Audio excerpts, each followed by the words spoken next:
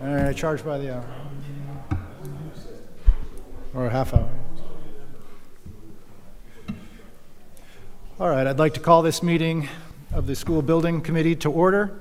It is 6 o'clock. We'll do a roll call sign-in, if we can go around. David Palazetti. Here. Ryan Sylvia. Here. Michael Pedraza. Here.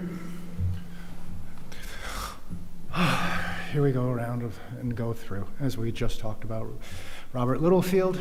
Here. Terry Lynch. Here. Jim Manny. Here. Liam Lynch. Here. All right. Our first item of business is open meeting. Oh, we just did that. Public correspondence. I am in receipt of none. Is anybody in receipt of any public correspondence? Seeing none, we'll move on to agenda item 3, discussion update, overall new SKHS project update.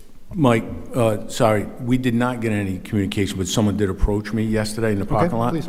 So I guess at one of the fencing over there has the plastic running through it, the green plastic, I guess it is, or the PVC, whatever they're using. And just if someone could address what the plans are for that. They were going to send correspondence in, but I guess they didn't.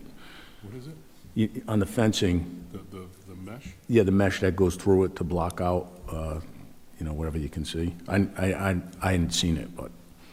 Is it a privacy screen? Yeah, is it the privacy screen? Yeah, that's what it would be, yes. Yeah, that's. So what exactly is the question regarding the fencing? Is the plan to keep the privacy screen up? Yes, Okay. throughout construction. Not permanent, it won't be a permanent installation. Just throughout construction? Throughout only? construction. Okay, that was the question. Thank Yes. you. Thank you. So going back to item 3, overall new South Kingstown High School project updates. Kate. Good evening, everyone. I've got the presentation up on the screen. So we'll go through our overall project schedule, take a look at where we are with construction, discuss some of the abutter communications we've received, touch on Curtis Corner, and then discuss some modifications we've reviewed for the change order task force. We are fortunate enough to have Justin Jones, who is our clerk, with us tonight. Justin, if you want to come up with me, you can assist with our construction update. So looking where we are with the overall project schedule, we are kind of in this green yellowish area here on the tail end of bidding. As we've been reviewing, our bid packages will be awarded in the month of January with Town Council, and we are underway with construction with our substantial completion date remaining in July of 2027. Few key milestones. We are looking on probably Monday submitting the application for the building permit. We've been in communication with the building department, Union Fire, and Four Leaf to try and coordinate a kickoff meeting. Four Leaf is our third-party plan reviewer. They will be assisting the town in the permit review. Remaining bids for the remaining construction packages, we're looking at those coming in mid-December and making a recommendation to building committee in early January, and then subsequently to town council for approval of GMP number 2, our final construction package. Looking at some of our RIDE milestones quickly, we are still on track for 60% CD approval at the end of this month, and the demolition and site stabilization package approval in early December from RIDE. Those are the targets we have at the moment. And then I'll hand it over, Justin, if you want to give an update as to where we are and where we're going. Hey, good evening, everybody. So just running through a quick construction update for activities we've been seeing out in the field. Site work is ongoing. That is the grading of the site, the importing of structural fill, compaction for the building footprint. We are working on the installation of foundations, so that's the forming and installation of rebar in the strip footings. We've had a couple of concrete trucks coming every day to pour the concrete for those footings. We're working on the walls. The sequence for the foundations, we're working from the west side of the field in what we refer to as Area A. That's the 3-story classroom section of the new construction.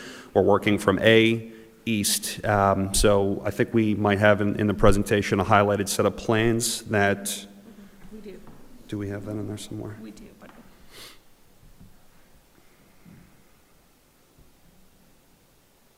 Hold on one second, I apologize. Yeah, no problem.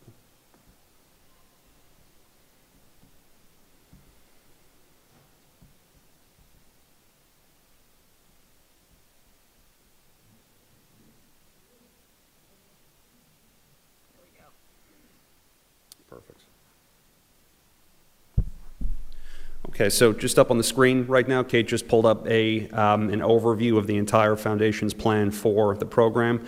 The areas highlighted in red are basically a current snapshot of progress through the end of the day yesterday. We're actually a little bit further ahead in that we've started installing the isolated footings along the top edge of the auditorium there in the bottom right-hand corner of the screen. So at this point, through the areas we have highlighted, plus those handful of ISO footings I just mentioned, we have forms installed, we're pouring concrete, and we're going to keep moving from west to east. Beyond that, there's been some street work ongoing. Part of it was contracted through the water utility company to bring the water line from Columbia connected over to what's existing in School Street. That is complete at this point. Beyond that, we've been working on our tie-ins to the sewer line and the water line. So at this point, I think in the next couple of days, we should be out of the street. And beyond that, in terms of overall sequence, we'll be working on site work, the installation of utilities on the project footprint, drainage structures, and then foundations through the end of December into early January. We're anticipating steel being on site and the erection of the actual structure of the building in the middle of January, I think January 13th. So I think that's basically everything in terms of construction right now. We can take a look at some of the photos Justin's taken as part of our daily reports, looking at the site in action right now. Kate, I should know this, but I'm going to ask anyway. Is the town building official have jurisdiction on check and rebar, things like that? Or is it state, or is it third party? So it's third party. Third We have a party. third-party special inspections coordinator and materials testing agency. So they do all of those inspections and provide reports back to the building department.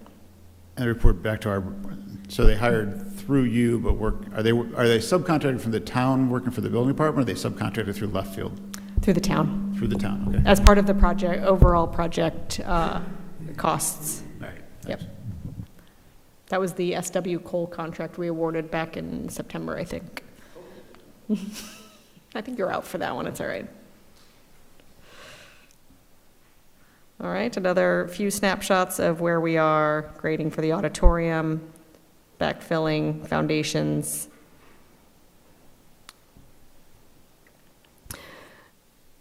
So with all of this work, we all recognize the disruption that construction can cause to our neighbors. So we have received some correspondence from neighbors on Branch Street, Oak Street, and Hope Court regarding concerns of the vibration. This is something that's, at this point, I think past us. It was really mainly in the last few weeks when vibratory compaction for the subgrade was going on. How are you guys receiving those? This? Push it till it turns red. How are you guys receiving those? Hold on. Right now? Like, how are you guys, is that directly to project managers, or Yes. is that funneled through? So The a few school members department. of the community reached out to the building department, and the building department contacted left field. So we have funneled all of that correspondence through left field. Yeah, and I only ask because there's inroads we can take as, to tighten that up, and we can talk to the building department. I just didn't know how those were being jettisoned to you, Yeah, the building department is aware of these concerns. which They've- I mean, we all expected that there was going to be. Yes, yeah, and unfortunately, construction is a disruptive activity, and that's not lost on us. I'm only asking in the interest of making it just more streamlined in terms of outbound communication once you guys receive that stuff, so. Yes, yeah, we appreciate that. So in response to those concerns, any abutters that were not on the original list for TER to do a preconditions survey, we did request TER send them a form via certified mail so that they can elect to have a preconditions survey completed. A few of those members have elected to have that completed, and a few have not responded. But just as a proactive measure, Gilbane did swap out rollers on some of their compactors to help lessen some of the vibration. They have been continuing with vibration monitoring along the perimeter of the construction fencing. And at the time that complaints were received, there were no exceedances of the velocity for the allowable amount of vibration on site. Any questions?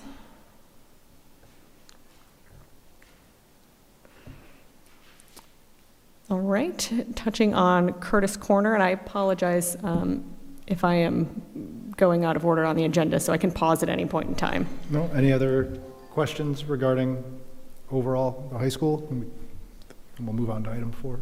All right, so the overall update for Curtis Corner, so the selective demolition and site stabilization, those bids are going to be due in mid-December. That, just as a reminder, is to take down a portion of the existing Curtis Corner Middle School and enclose the remaining portion for future use that can be utilized as, future athletics training facility or maintenance. So that will be enclosed, but we're really going to leave it as is with, in a warm, dry condition. We are going to bring those bids to the building committee in mid-December and look for that approval in January at the same time as our GMP number 2, just so that we have all of those numbers pulled together. And again, we have that cost certainty for a majority scope of the project. We are looking at a July-August substantial completion for that demolition and site stabilization for the existing middle school.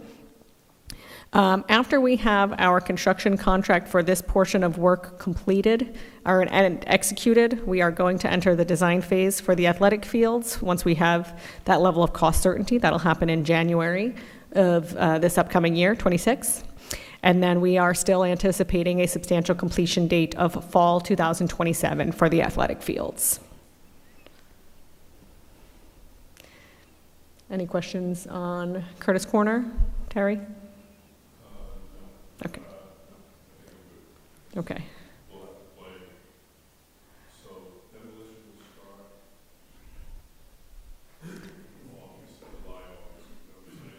It'll be complete by July, August. And this is just this is not going to impact the athletic fields at all. This is just the middle school portion, taking down the front portion of the building, the older section of the building, and then making that site safe. So question would be, will we be able to use that for fall sports?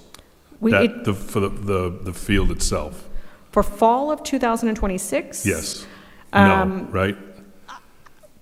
At this point, I can't. It depends on where we are with our design, bidding, and construction schedule. I don't want to commit to saying yes for fall of 26, that field will be available. Right. Do you know ballpark as to when you would know that? And I'm only saying that because we will start getting fall schedules probably around February or March. And by February, March, we'll have a better answer. Once we really dig into design, we'll have a better understanding of the scope and then a better understanding how long it's going to take. And it's just for planning purposes for us if we have to go elsewhere, that's all. So let's stay in communication in the beginning of the year and plan out those schedules together. Thank you. And there's nothing in this current throw it off for the spring or any spring usage? No, we wouldn't be able to start Anticipate- in okay. spring. Okay. Yeah, Thank you. that'd be too soon.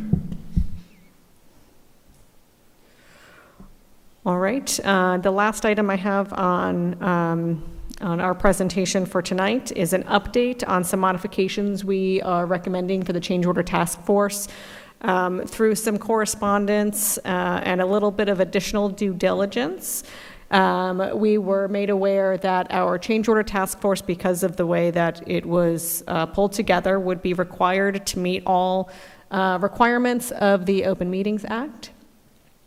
So with that being understood, it does limit the flexibility of the task force as it was originally intended, which was really meant to be a very nimble body that could review and approve changes that are very time sensitive. So we have, I'm sorry, but just in terms of trying to keep agenda items, Yes.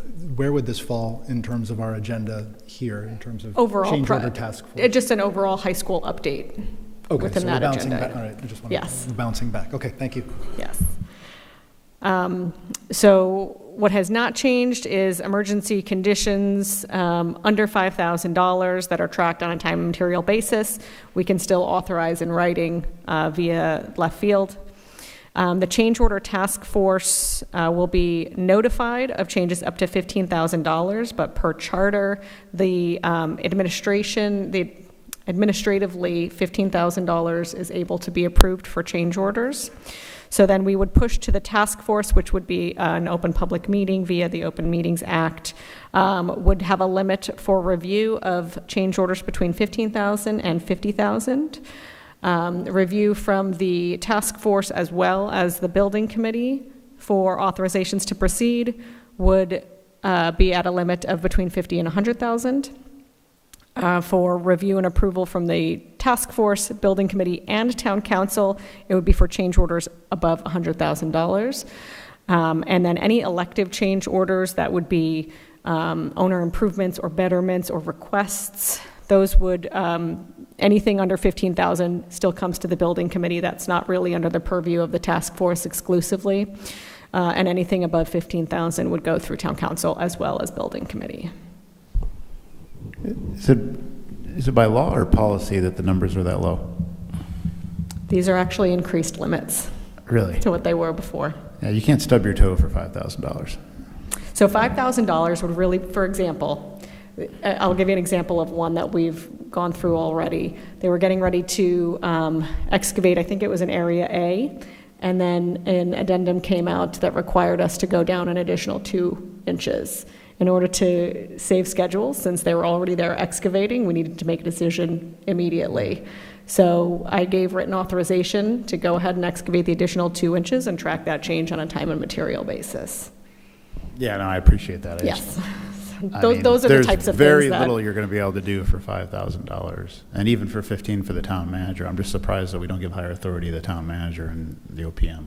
yeah, I think that's. I don't know what the town policy is, but honestly, I would think the town manager should be clear at least $25,000, if not $50,000, but your town. Right now, the town charter allows up to 15%, up to 15%, no, I'm sorry, up to 10% or up a max of 15,000. So that's where the 15,000, yeah. Mm-hmm.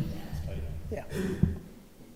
Kate, you're going to go to the town council meeting on Monday, correct, and explain what you just explained? That's correct. I wanted to Yep. bring it to this committee as well. No, I appreciate that, because the vice president of the council is on that task force, so. Correct. Okay. There's an agenda item specifically for that, too. Yes. Jim, is Thank it possible to get a waiver for the town council on a construction project to raise those limits? You guys are going to be buried in meetings, is all I'm telling you. You're going to be taking everything to the town council. You know, I don't have that answer. I don't think, it's not that easy. Yeah, all right? nothing is, I I'm mean, it's sure. all spelled out in the ordinance, and there's charters. I mean, it's a lot of oversight by, if, for example, purchasing is 10,000, right? And we just raised that. We had to go through public hearings and all this other stuff. But I have talked about it with the council vice president and the president the other day. This has been succeeding so well because of transparency, especially with purchasing and change orders and stuff like that.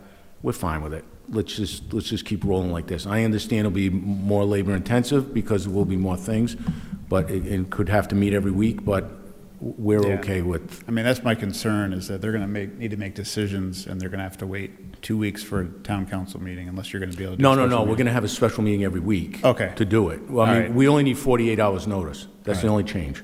So we will do whatever it takes to expedite this. We do not anticipate this will slow us down at all. Okay, that was my concern, because Nope. time is money in this business, so that's great.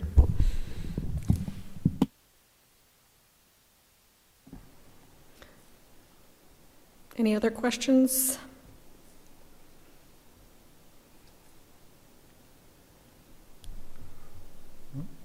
Okay, so did we bounce around a little bit, and do we need to go back to for discussion, action, recommendation, approval for submission for construction documents? For Curtis Corner, I think we just need a motion on it, but we touched upon the submission in the presentation. So do you need a recommendation from this committee? Correct. Okay, anyone want to put forward a motion for the approval for submission of construction documents for the Curtis Corner demolition to the Rhode Island Department of Education? Oh, you're gonna, I'll make the motion, seconded by Terry. okay? Okay, Ms. Palazetti on the motion, I'll second. Terry Lynch on the second. All in favor? Aye. Any opposed? Aye.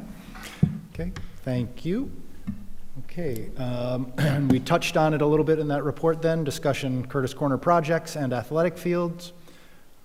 Was in that presentation, so Yes, I apologize for jumping around. no worries. I think we covered all of it, just out of Okay. order. Questions, comments, concerns on any of these items? Members of the, then we'll move on to item 6, community comment. Any member of the community who would like to comment, please come forward. If you press the button, it'll turn red. Speak into the microphone. If you state your name and, Hi, I'm Maggie Martin. I live in Wakefield. I live right next to the high school construction, and yeah, it's loud some days. It's really loud, and I know that you're monitoring the vibrations and all of that, but I am home most of the day. I work from home, and it starts, I've woken up to it. I sleep with earplugs, but it's still, the beeping penetrates the earplugs.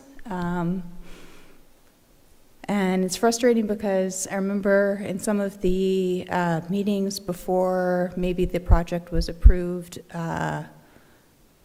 Left Field or whoever from the town was talking about how there were these white noise machines that were going to be used to help mitigate the beeping noise. And now that the project is underway, I'm finding out that some of the bulldozing machines or something are unable, you can't, for safety reasons or whatever, they have to have them.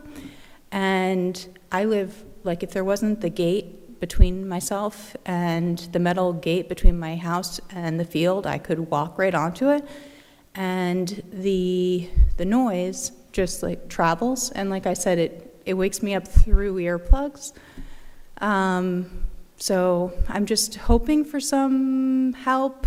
This is a long-going process, and I've also asked that when it is particularly loud, especially right by my home, if I could know at least a day in advance so that I can try to get up and out of my house and prepare for it. There have been a couple of days when I've gotten a text from Chris Spiegel, who is trying to help, and he's very nice, and I text with him, and I'm probably an annoyance to him, but I'm just trying to deal with the situation, and I understand that it's going to be disruptive, but there have been a few mornings when I've gotten notices like, FYI, it's going to be loud near your house this morning, and it's already 8 a.m. It's like, if you could have told me this the day before or 2 days before, I could have planned, but I'm planning, I have to be home, I'm working from home, all my stuff's there, I don't have somewhere else to go.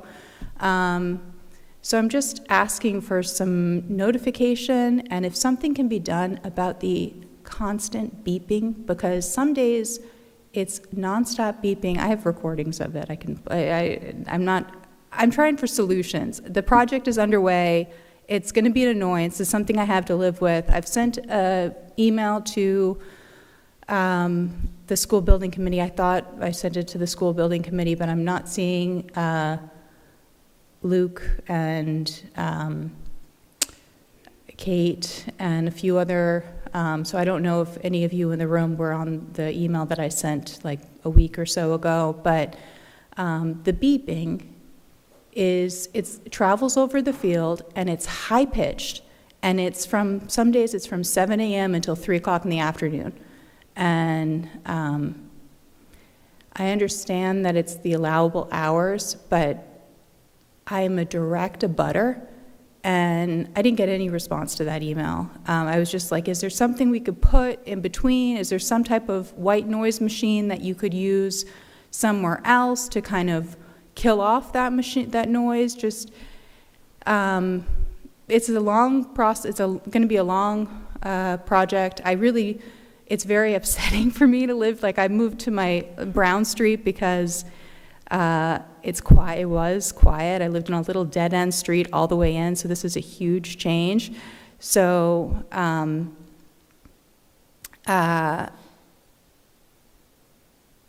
I've kind of tried to take a step back for my own mental health to not be so involved, but now that the project is underway and it's going on for a long time,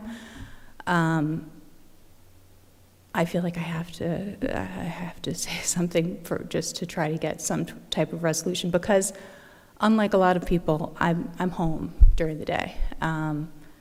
So yeah, I don't know. Is there anything that can be done? Or are there a couple of things that can be done? Because it's quite loud. So as not a construction expert, I would ask that in terms of the schedule that we have, or is this phase of what we're doing have more traffic than we can, or is this average? Is this normal in terms of what we can expect during the course of construction, or in terms of that chart of construction events, are there any that are earmarked where we would expect this to either dissipate or amplify, or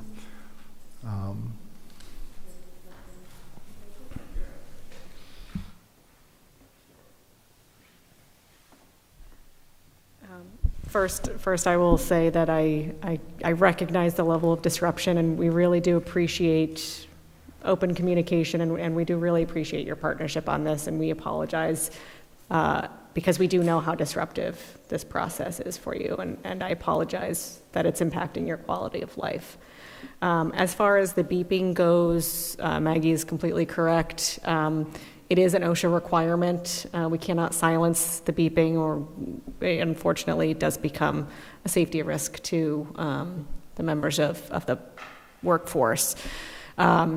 I do believe most of the beeping, once we are done with erecting the building and done with the majority of the site work, it will lessen as we have less heavy equipment moving around site. Once they start to move into the building, that will lessen, but unfortunately, we have to anticipate there will be beeping throughout construction.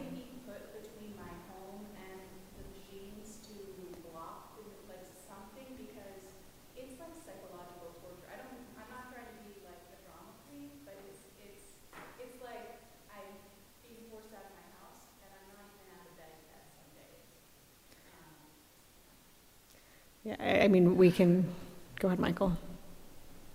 We can look into options for it, but it will be a large cost to the project to construct any sort of barrier between your home and, unfortunately, the sound will travel across that site. It's a pretty wide open site, so to construct some sort of a physical barrier would be pretty costly, but it is something we can explore.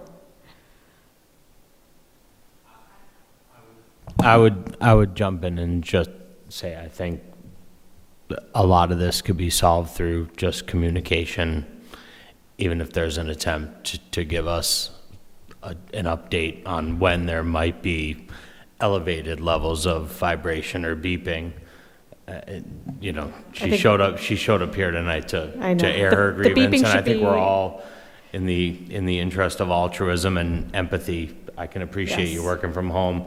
So what I'll do is I'm gonna give you my number so I can work with them, and if there's any opportunity for us to give you any advance notice, it's certainly something that, you know, costs nothing to me to make that consideration. But, you know, do appreciate you coming here, you know, you aired your grievance in a very delicate manner, and I gotta appreciate that. And if there's anything that we can do, just as a liaison between Gilbane and the school department, who's, you know, obviously this project, and you, I will take on that role, and I'll give you my personal contact information. You know, I know there's, like Kate said, there's only certain things we can do. If there's anything we can do in terms of communication and keeping you informed up front, that's what we can do. All right. Thank you, Ms. Runch.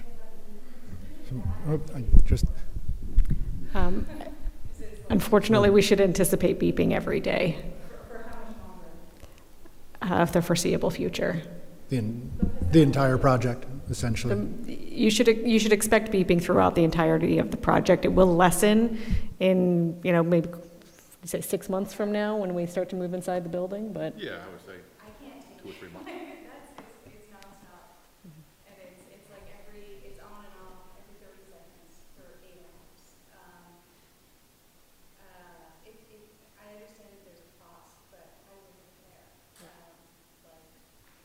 If something, I don't know, it's what's extremely frustrating is that, If it was presented like it was. if we could ask that you come, I'm just going to ask that you, if you want to come back up to the mic so that, because we are recording the meeting and I want to make sure, and as much as I'm trying to take copious notes, I can't get it onto the record per se, recorded without, with,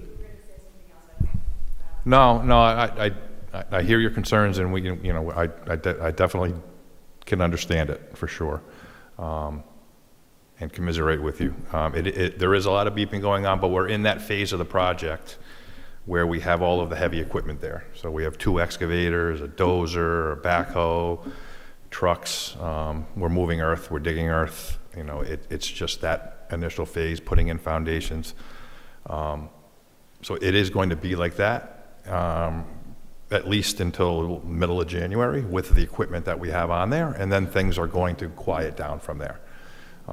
Once we start steel erection, you know, the equipment used for steel erection there's not going to be very many of them, and they're not going to have that same quantity of noise that you're hearing now.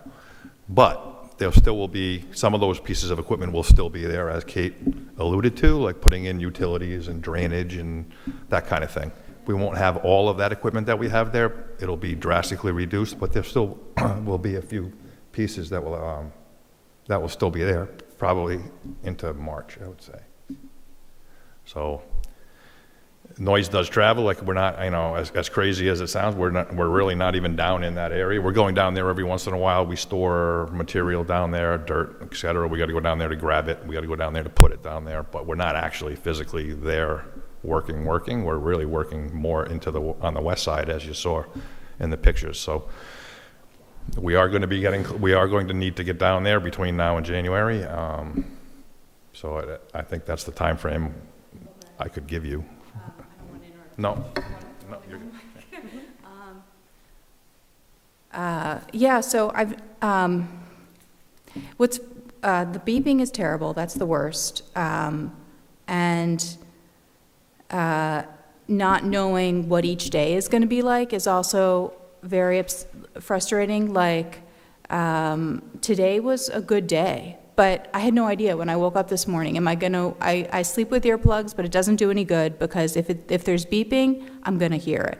It didn't wake me up this morning. I heard some construction, but it was livable. Today was okay. But there are days when it wakes me up through the earplugs, and it's just so loud, and it's nonstop, and if you can let me know in advance, like what the, I don't know, like how what the beeping is good, or if there's something that can be, I don't, Do you have a Yeah. copy, do Is you there have a copy of the timeline of our construction schedule or anticipated schedule No. of events, or in terms of in terms of the presentation that we Or get like- every, well, Yeah. just to see if there are certain events or weeks that we could provide a, I've also told Chris, and he's not here right now. No. Very nice, handling me. He's probably, talking to me is probably not something he's, like, in his job description. He's just being respectful of me as an abutter. But I do have the ability to travel a little bit. I have friends and family that I can stay with, and I've asked, like, when would be a good time for me to leave? And I've told Chris when I was gone for 10 days, and he was able, I guess he told, are you with Gilbane? Okay. He told you guys that I was going to, and I know it can't revolve around my schedule or like, obviously, but if you can let me know when the height of the noise and the beeping and all of it is going to be, I can try to not be home, but I need like a 3-4 weeks advance notice so that I can plan. Okay. Yeah. Yeah, I want to be careful about what we're putting on the public record of anybody that, when people are going to be away or not away. So I think in terms of if we're in conversations with Gilbane, we have a project schedule that potentially on the week by week, if something were to be, to go down and then escalate, to give you that notice if we have that project schedule of when we might see some or expect some louder than normal construction, that we will communicate that or have a copy of that schedule. I just want to be cognizant of, we are recording this. I don't want to put out on the general record of people who watch this time that our people are away or planning on being away or would leave. So I think those are better conversations potentially to have offline for public and personal safety.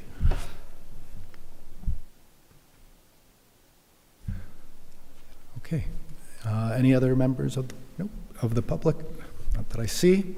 Okay, discussion, action, next SBC meeting and agenda items. So if I think we're back on schedule for our first and third Thursday. So the next meeting would be the 20th. Do we? Good?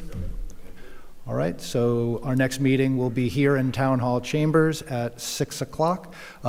Any agenda items or things that members of the committee would like to hear from or discuss? Or my only concern or thought moving forward, and it just has to do with day-to-day operations as things come online or go offline at the existing high school, is in terms of certain facilities or operations or machinery that are we planning to keep any from the existing school building going into the other one. And I bring that up as we had to do something something happened with the freezer, and before we invest in new freezers and doors and things that may or may not be of new age, are we?